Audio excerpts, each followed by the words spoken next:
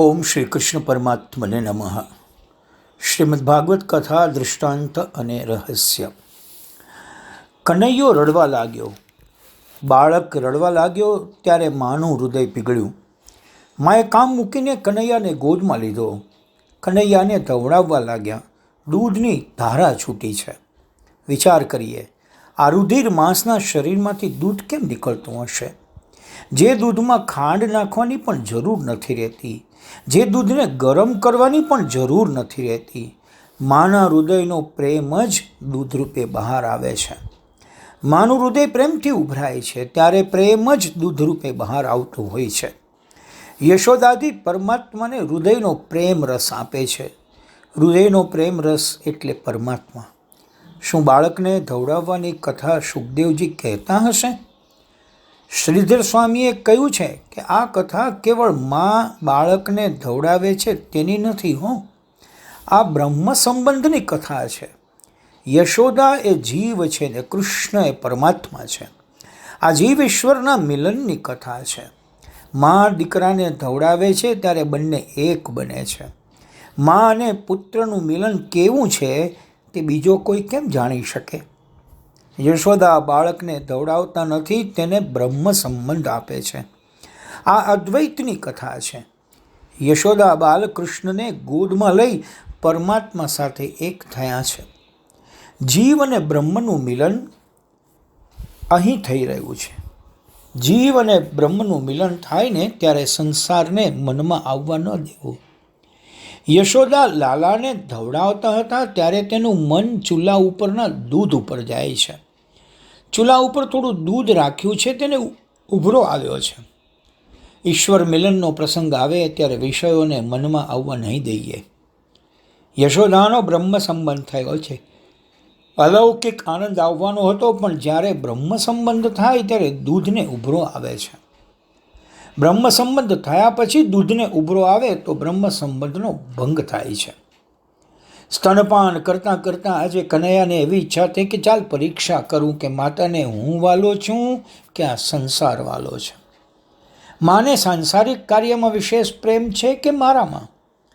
માનો 16 આની પ્રેમ મારામાં છે કે ઘરમાં? કનૈયો પરીક્ષા કરે છે ત્યારે એક જ વિષય હોય છે. આ એક જ પ્રશ્ન હોય છે. આજે માની કસોટી કરવી છે. કસોટી કર્યા વગર પરમાત્મા જીવને અપનાવતા નથી. પરમાત્મા કસોટી કરે છે ને પછી કૃપા કરે છે. કૃષ્ણ કોઈને પણ કસોટી કર્યા વગર અપનાવતા નથી. ઈશ્વર દરેક જીવની પરીક્ષા કરે છે. ઈશ્વર એવી ઈચ્છા રાખે છે કે જીવ મારી સાથે જ વધારે પ્રેમ કરે. આ જીવ ઉપર પરમાત્મા પૂર્ણ રીતે પ્રેમ કરે છે. પરમાત્મા અપેક્ષા રાખે છે કે આ જીવ મારામાં પૂર્ણ રીતે પ્રેમ કરે. માનો પ્રેમ મારામાં છે કે સંસારમાં? ખોળામાં સૂતો સીતો કનૈયો વિચારે છે કે અગ્નિને આજ્ઞા કરીશ, તું ચૂલામાં જા એટલે દૂધને ઉભરો આવશે, એટલે દૂધ ચૂલામાં પડશે. માં મને છોડશે નહીં તો હું વાલો, અને જો દૂધ ઉતારવા જશે તો એને સંસાર વાલો. મારી માં શું કરે છે તે મારે જોવું છે. મને છોડી દૂધ ઉતારવા જશે તો માનીશ કે મારા કરતાં માનો પ્રેમ સંસારના પદાર્થમાં વધારે છે. ઈશ્વર જ્યારે પરીક્ષા કરે છે ત્યારે એક જ પ્રશ્ન હોય છે. જેણે મારો પટ્ટો ગળામાં ધારણ કર્યો છે તે વધારે પ્રેમ મારી સાથે કરે છે કે સંસારના વિષયો સાથે?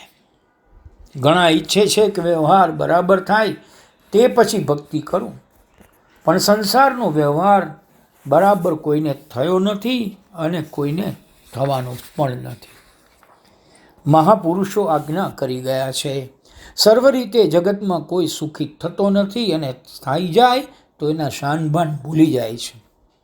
સંસારમાં અડચણ રોજ આવે છે, પણ મનુષ્ય નિશ્ચય કરે છે કે હું એક ક્ષણ પણ શ્રી કૃષ્ણનું ચિંતન નહીં કરું. પાપ અને પુણ્ય સમાન બને છે ત્યારે મનુષ્ય જન્મ મળે છે. પાપ ભોગવવું પડે છે. કોઈ દુઃખનો પ્રસંગ આવે એટલે શરીરને સમજાવવું કે પાપ ઓછું થાય. કનૈયાએ અગ્નિદેવને હુકમ કર્યો, અગ્નિદેવ જાઓ ચૂલામાં. અગ્નિદેવે ચૂલામાં પ્રવેશ કર્યો એટલે દૂધને ઉભરો આવ્યો છે. જોઈએ કે આ ઉભરો કનૈયાને અને યશોદાને કેવા ભાવમાં ખેંચી જાય છે. હરિ ઓમ.